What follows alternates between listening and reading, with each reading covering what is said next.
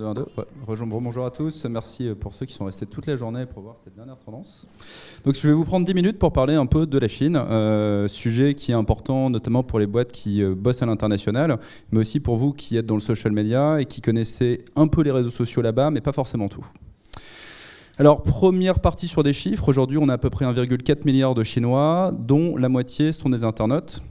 En termes de progression, en un an, ils ont pris 43 millions d'internautes. Donc on peut dire que c'est l'équivalent des internautes français aujourd'hui qui sont recrutés chaque année sur la Chine. 695 millions de mobinotes, donc un taux de pénétration très très fort. Il n'y a pas très longtemps, il y avait Alibaba par exemple qui a fait son Singles Day. Alibaba, ils ont fait 25 milliards de dollars sur une journée, et sur ces 25 milliards de dollars qui ont été faits sur une journée, 90% ont été achetés via du mobile. Donc on est très très loin des chiffres qu'on a aujourd'hui en France.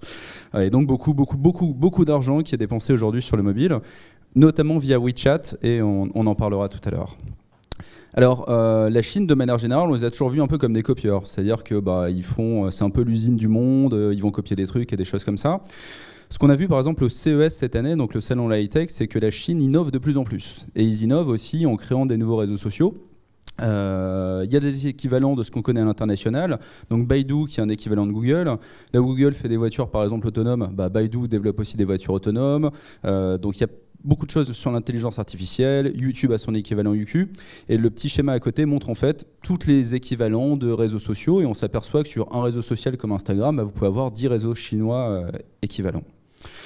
Donc, nous, on connaît les GAFA, Google, Amazon, Facebook, Apple. Eux, ils ont les BATX, donc Baidu, Alibaba, Tencent et Xiaomi, qui n'ont pas tous des réseaux sociaux, mais qui sont tous très très puissants et qui commencent un peu à s'ouvrir au niveau Europe et au niveau des États-Unis. Pas forcément en se disant, tiens, par exemple, on va développer un WeChat ou autre sur la France ou sur l'Europe, mais en achetant aussi des réseaux sociaux, et c'est ce que je vais vous expliquer. Donc tous ces géants investissent, créent des réseaux sociaux, il y en a certains qui sont assez anciens. Baidu a une communauté en ligne depuis 2003. Alibaba a investi dans son application de social commerce Taobao. Xiaomi qui a racheté une application aussi de social media. Et Tencent qui est un peu, on va dire, le Facebook chinois. Aujourd'hui, ils ont WeChat. Donc WeChat est très utilisé à l'international. Ce qui est intéressant avec WeChat, c'est qu'aujourd'hui, par exemple, si je vais voir quelqu'un en Chine, je ne vais pas lui donner de carte de visite. On va s'échanger nos coordonnées sur WeChat. Si je parle à un Chinois via le chat de WeChat, il va y avoir une traduction en simultané où j'ai pas besoin de parler chinois, on va pouvoir échanger comme ça. Et il y a surtout la partie paiement mobile. Aujourd'hui, on commence nous tranquillement à partir sur le paiement type Apple Pay, aussi à se dire tiens, Messenger permet de paiement.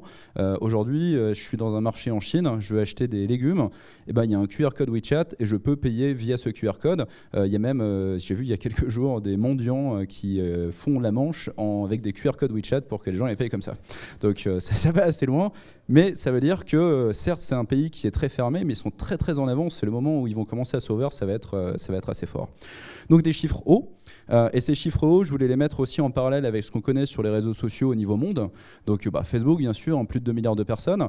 Mais si on regarde un peu sur le million, enfin sur le après Facebook et après YouTube, on voit arriver les Chinois. Donc WeChat, 963 millions, QQ. Ils sont au-dessus d'Instagram qui, certes, évolue très vite. Instagram, ils ont pris 200 millions de personnes sur un an, donc c'est quand même assez conséquent. Mais ils ont des communautés qui, certes, sont aujourd'hui très chinoises, plus les expats, mais ça se développe beaucoup. Et Tencent vient de dépasser en capitalisation boursière Facebook. Facebook qui est pas non plus un nain, on va dire. Donc quelques exemples de ce qu'ils font aussi sur la partie social. WeChat a développé WeRun. On va dire que c'est un peu une sorte de Nike Plus qui va permettre de calculer vos pas, calculer la distance et tout ça. Eux, ils l'ont socialisé où quand vous gagnez par exemple un challenge entre vos amis, vous avez la possibilité de changer des choses. Par exemple, la photo de profil de tous vos amis, la photo de cover et autres. Sina Weibo, qui est un équivalent, on va dire, un peu d'un Twitter, qui fait quand même 361 millions de personnes qui sont inscrites. Et il y a des partenariats beaucoup sur la partie télé, donc tout ce qui est nouvelles séries, nouvelles émissions, ils communiquent sur Sina Weibo. Au niveau des influenceurs, on en a beaucoup parlé aujourd'hui. Sur Weibo, donc, on a 30 000 influenceurs qui ont plus de 10 000 abonnés. Ça veut dire qu'aussi, en termes de nombre d'influenceurs que peut contacter en tant que marque, c'est très très large. Des influenceurs sur plein de sujets différents. Et de manière générale, les consommateurs chinois s'intéressent beaucoup aux réseaux sociaux pour en fait, prendre des informations sur les produits via les influenceurs. Si on regarde les réseaux sociaux, par exemple, comme Snapchat chez nous, Snapchat commence à intégrer, on va dire, des équivalents de mini-sites. Aujourd'hui, Snapchat, via sa pub, ses formats publicitaires, on peut intégrer non pas une story ou non pas un snap, mais des sortes de mini-sites qui sont intégrés à l'intérieur d'un snap qui permettent de raconter plus de choses. Ça, WeChat le fait depuis pas mal de temps. Donc ça, c'est un exemple pour Adidas, un mini-site qui est directement intégré dans la plateforme. On a les stories, donc Snapchat avait lancé ses stories, Facebook a attaqué Snapchat, Instagram pareil, Messenger, tout le monde a des stories aujourd'hui, et ça nous paraît très nouveau, mais ça fait pas mal de temps que ça existe aujourd'hui aussi par exemple sur Weibo, et ils font aussi des activations où ils utilisent les influenceurs pour communiquer pour les marques, donc comme vous le feriez aujourd'hui, mais eux ils font ça depuis pas mal de temps. Exemple aussi sur la partie vente. Donc ça, c'est un influenceur chinois qui, en 12 minutes, a vendu l'intégralité des sacs Givenchy qu'il proposait. Donc il a fait 172 000 $ en 12 minutes. Bon, c'est pas mal hein, en termes de transformation. Bon, c'est pas aussi bien que Alibaba qui, eux, ont fait 25 000 € en une journée, mais quand même, hein, ça montre l'influence que peuvent avoir certaines personnes en Chine et comment est-ce que les gens derrière les suivent.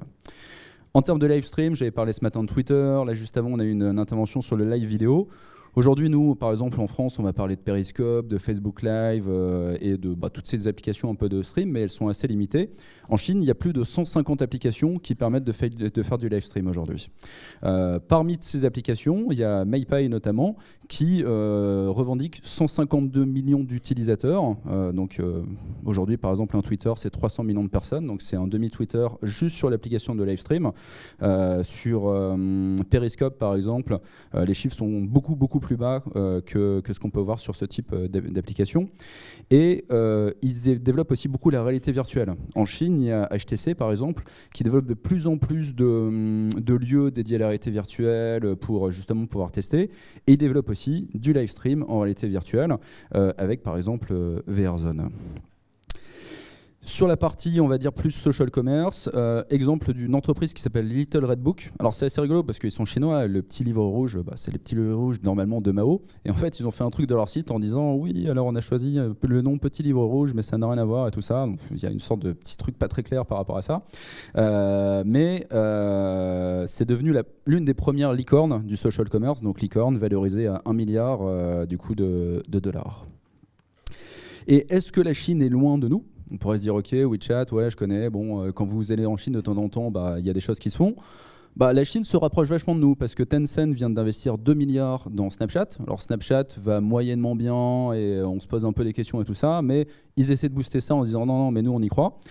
Spotify aussi, investissement de 140 millions par Tencent et le rachat de Musical.ly. Donc Musical.ly, on en a parlé précédemment.